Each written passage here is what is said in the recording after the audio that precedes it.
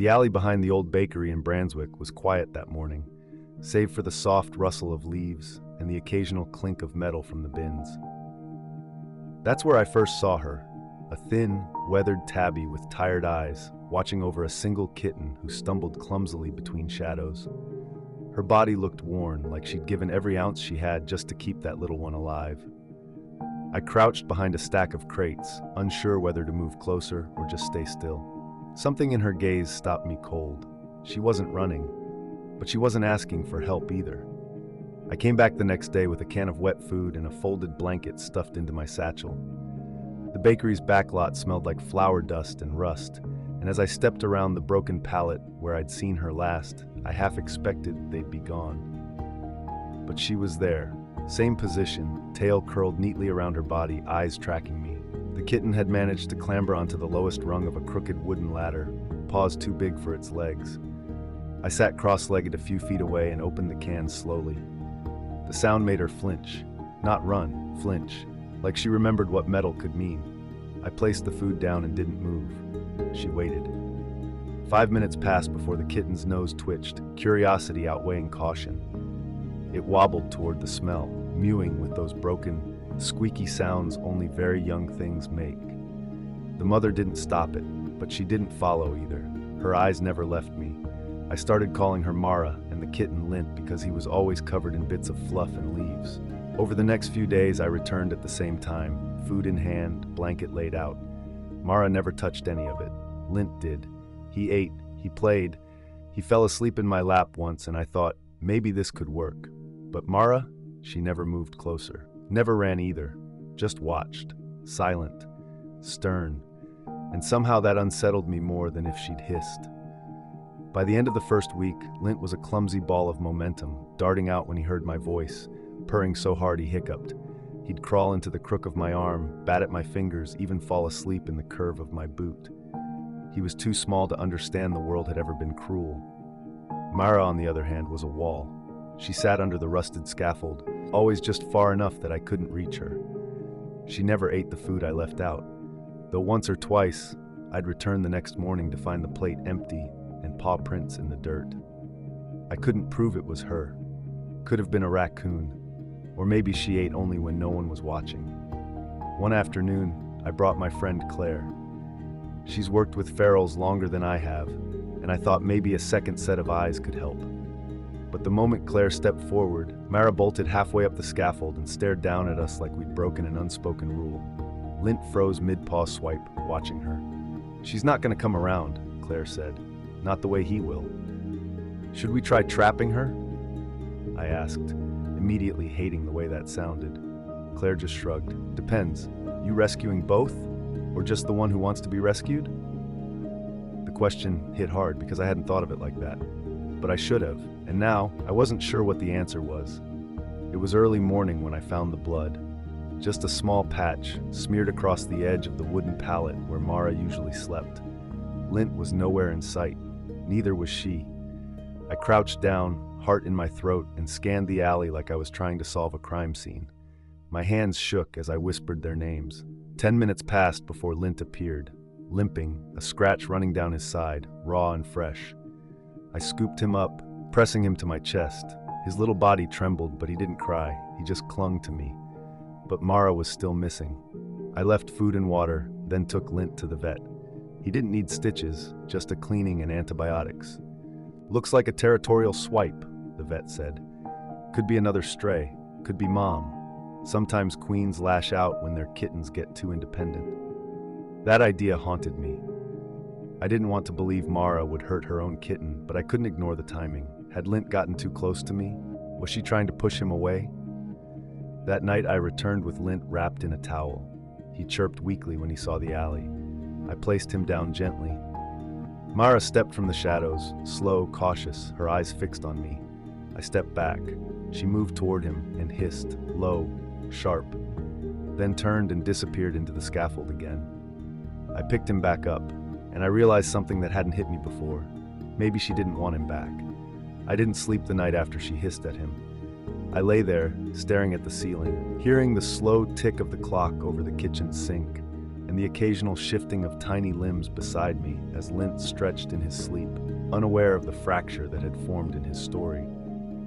Every time I closed my eyes, I saw her again, Mara stepping forward in that strange, weightless way she had, not out of curiosity or concern, but something colder, older. She had looked at him, and then past him, right into me, and in that moment I understood something I hadn't wanted to face. That hiss wasn't fear, it was finality.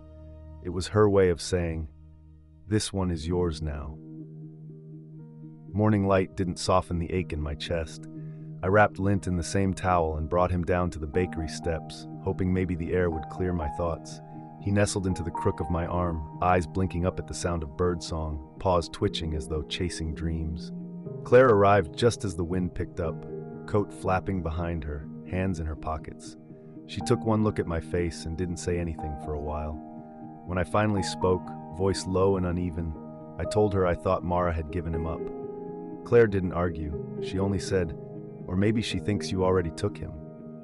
The truth hung between us, invisible but unmistakably heavy.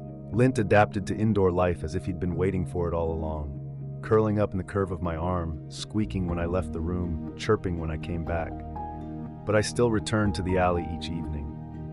Mara was always there, perched beneath the scaffold, her gaze sharp, her body still. She didn't eat, didn't flinch, didn't come closer. She wasn't angry, she wasn't pleading, she was simply distant, like a figure behind glass, watching what had once been hers slip further into a life she no longer intended to follow. The rain came in hard that week, slanting sideways in sheets that soaked the alley before I even turned the corner. I stood beneath my umbrella, staring at the makeshift shelter I'd patched together days earlier. A cracked plastic crate turned sideways, a towel draped over the top, one end weighed down with a brick. I'd meant for it to be temporary, just a gesture, something to tell Mara she hadn't been forgotten. Now it sagged under the weight of the storm, one corner of the towel already ripped loose and fluttering like a white flag of surrender. Mara wasn't in her usual place. I called for her softly, knowing it didn't matter, knowing she'd never once responded to her name, but I called anyway. A second later I caught a glimpse of her eyes, just the eyes, low to the ground, glinting from beneath a gap in the scaffold. She was dry, tucked in, still alone. I exhaled, relieved and restless all at once. The bakery owner, Mr. Halvers, came out back while I was crouched there. He looked at the soggy shelter, then at me, and shook his head. "You can't keep feeding them here," he said, his voice not unkind but firm, tired. "One cat becomes 5, then 10. Customers complain. You understand." I wanted to argue. I wanted to explain that it wasn't like that. But I didn't, because I knew how it looked from the outside. Me, soaked, kneeling in an alley, speaking to a shadow that wouldn't even come when called. I sat on the floor with Lint that night, the only light in the room coming from the street lamp outside the window, casting long gold shadows that flickered with every movement of wind. He was curled beside me, one paw resting lightly on my wrist, the other twitching as he dreamed. I watched him breathe, watched the rhythm of his tiny chest, and wondered if he remembered her, or if he had already begun the quiet process of forgetting. That thought twisted something deep in me, because I hadn't forgotten her, not even close. There was a part of me that wanted to go back to that alley with a trap, to bring Mara in and try to make her safe, even if she hated every second of it. But there was another voice, quieter and sharper, that whispered, "Maybe she doesn't want saving. Maybe she just wants space." And so I stood at a crossroads I didn't know how to cross. Was I helping her by staying close, or hurting her by refusing to let go? Lint's soft purr rose and fell in the dark, and I stayed there with him, one hand resting on his back, my heart drifting somewhere between two lives that would never again be one. By the 8th day, the alley felt different. It wasn't anything obvious, no broken glass, no signs of a fight, but there was a shift in the air, like the silence had thickened somehow. The food I left out was untouched for the second night in a row, not even nudged. The towel inside the crate was damp, barely disturbed. The smell of the place had changed too, less of cat, more of mildew and rot, like the scent of presents had drained away. I waited that evening longer than usual. The street lamps buzzed to life above me, casting pale circles across the puddled concrete. The bakery was closed, the alley empty. I called her name again, not because I thought it would work, but because I couldn't stand the thought of her vanishing without a word. But Mara didn't come. Instead, I found one of her paw prints halfway down the side of the alley wall, smudged, barely visible, but there. High enough that it meant she'd climbed, higher than I'd ever seen her go. Lint meowed from inside my coat, squirming gently. I held him close and looked up toward the narrow rooftop above the scaffolding. Nothing moved, no eyes glinted, but something in my chest shifted. This wasn't just absence. It felt like departure, not escape, not panic, intention. She had left, and she had done it on purpose. And the strange, hollow ache that bloomed in my gut was not from worry. It was from knowing she might not come back. Days blurred into each other. The alley stayed quiet, the crate untouched, the scaffold still and silent, like a stage long after the actors had gone. I kept checking, kept returning, sometimes with lint zipped inside my coat, sometimes alone. Each time, the absence of her grew heavier, not just because she was missing, but because the space she'd left behind still felt like hers. I'd find myself scanning rooftops and fire escapes without meaning to, thinking I'd catch a flicker of tabby fur or the curve of her ears silhouetted against the sky. But there was nothing, just shadows, just silence. Lint, on the other hand, was thriving. He played like his world had never known scarcity, chasing bottle caps across the living room floor, scaling couch cushions like miniature mountains. At night, he'd curl up on my chest, purring so hard it felt like my heartbeat belonged to him. His trust came easy, his affection unquestioning. He didn't flinch at loud noises. He didn't wake up crying. He was happy, safe, whole. But there was a quiet guilt threaded through every moment of joy. I caught myself wondering what he was forgetting. The scent of her fur, the rhythm of her footsteps, the sound she made when she cleaned his face, or the way she'd curl her body around his when the nights dropped cold. And then I'd wonder if forgetting was a mercy, if remembering would only break something he hadn't yet learned to name. I never stopped loving him for what he was becoming, but part of me couldn't stop mourning who he'd once belonged to. And in some complicated way, I think I started loving her more for not staying. Because staying would have been easier. And somehow, she had known better than both of us. It was a Tuesday when Claire called. I hadn't seen her in days. She asked if I'd decided what to do with Lint, her voice neutral but careful, like she already knew I hadn't. I told her I didn't need to decide anything, that he was safe, he was growing, he was part of my life now. But she was quiet for a beat too long before saying, "You know, the shelter asked again. They're holding a spot, but not forever." I hung up, heart pounding, resentment flaring like a match.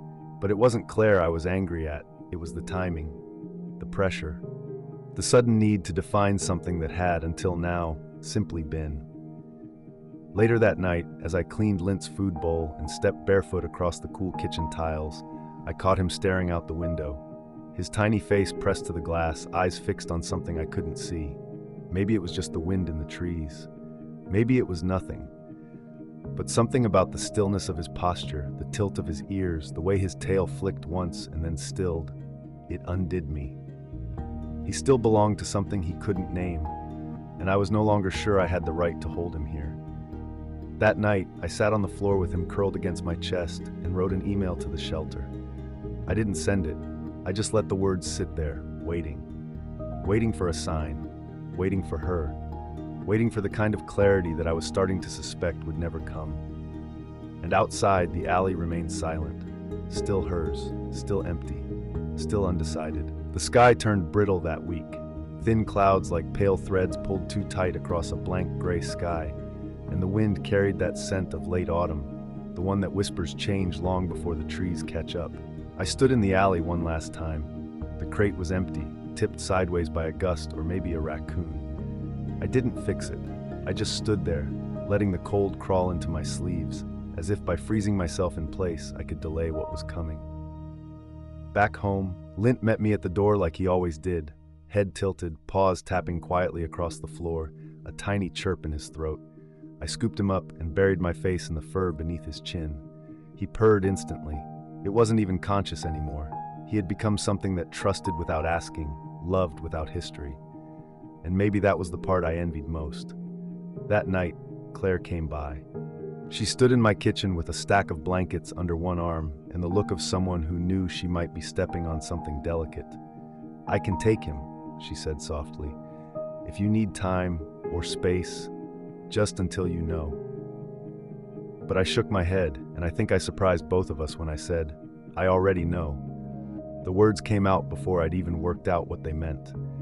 I just knew I couldn't pretend anymore that standing in between choices was the same as making one. I looked at Lint, now batting at a string on the floor, blissfully unaware of the storm behind my eyes. And I whispered, more to myself than to Claire, "I just don't know if knowing helps." I didn't sleep that night, not really. I drifted between dreams that made no sense, corridors that led nowhere, the sound of Mara's hiss echoing through empty rooms, Lint crying somewhere I couldn't reach.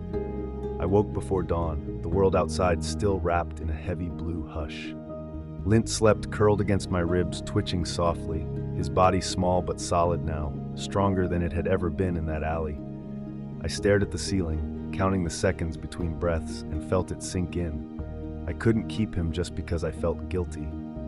I couldn't give him up just because I was afraid of what that guilt would become. There was no version of this story that didn't carry weight. I thought about Mara and how deliberate she had been, the way she never fought me, never begged, just watched, still and sovereign, as her kitten walked into another world. Maybe that was her decision. Maybe she chose to leave me with him because she had seen what I hadn't yet understood, that she and I didn't belong to each other. But he and I might. But there was a cost to keeping him. There was a cost to every decision. Letting him go meant wondering forever. Keeping him meant carrying the part of her that would never fully forgive me. And in the quiet of that hour, I realized the choice wasn't about what I wanted. It was about what I could live with. The sun hadn't even breached the rooftops when I finally stood up, walked into the kitchen, and picked up the phone. And for a long time, I just stood there with it in my hand, not dialing, not moving, just breathing, just existing between two futures that would never fully let go of each other. The shelter sat on the edge of town, tucked behind an old warehouse, its sign swaying gently in the wind. I don't remember the drive there, just the silence in the car, the way Lint paced once in the crate, then curled up and stopped moving, as if he could sense that the space around him had changed. Not dangerous, but unfamiliar, off. Inside, the woman behind the counter smiled softly when she saw me. Not a bright smile, not a hopeful one. A smile of someone who's seen this kind of heartbreak often enough to know when not to speak. I handed her the paperwork with shaking hands.